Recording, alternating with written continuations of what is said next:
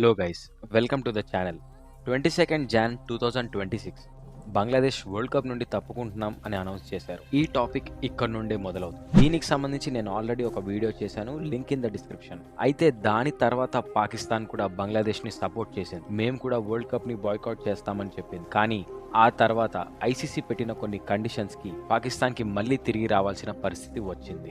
Pakistan 25th Jan వాళ్ళ world cup team squad ని announce చేశారు. అయితే ఐసీసీ ఏ కండిషన్స్ తో ప్రెషర్ చేసింది, ఆ పాయింట్స్ ఏంటి అని నేను ప్రీవియస్ వీడియోలో చాలా క్లియర్ గా ఎక్స్ప్లెయిన్ చేశాను. Do watch it. అయితే 25th Jan స్క్వాడ్ ని అనౌన్స్ చేసిన తర్వాత Pakistan cricket board chairman, Asian cricket council ACC president అయిన మోసిన్ రాజా నఖ్వీ ఇలా ట్వీట్ చేశారు. Jan 26th పిఎం ని కలవడం జరిగింది. ఐసీసీ తో జరిగిన ఇష్యూ గురించి మాట్లాడాను. పిఎం ఆ ప్రాబ్లం సాల్వ్ చేస్తాను అని చెప్పారు. మోస్ట్లీ రాబోయే Friday, that is Jan 30 or రాబోయే మండే Feb 2 ఫైనల్ డెసిషన్ తీసుకుంటాం ఆర్ ఫైనల్ డెసిషన్ వస్తుంది అని చెప్పాడు. సో మోసిన్ చెప్పినట్టుగానే Feb 1 గవర్నమెంట్ ఆఫ్ పాకిస్తాన్ ఇలా ట్వీట్ చేసింది. పాకిస్తాన్ గవర్నమెంట్ అయిన మేము పాకిస్తాన్ క్రికెట్ టీమ్ ని వరల్డ్ కప్ ఆడటానికి పర్మిషన్ ఇస్తున్నాం. వాళ్ళు ఈ వరల్డ్ కప్ ఆడొచ్చు, కానీ వాళ్ళు Feb 15th జరిగే మ్యాచ్ ఇండియాతో ఆడకూడదు అని ట్వీట్ చేశారు. సో మోసిన్ ముందుగా అప్డేట్ చేసినట్టుగానే Jan 30 నుండి Feb 2 లోపలే అప్డేట్ ఇచ్చారు. అయితే Feb 2 ఆఫ్టర్నూన్ పాకిస్తాన్ టీం శ్రీలంకలో ల్యాండ్ అయింది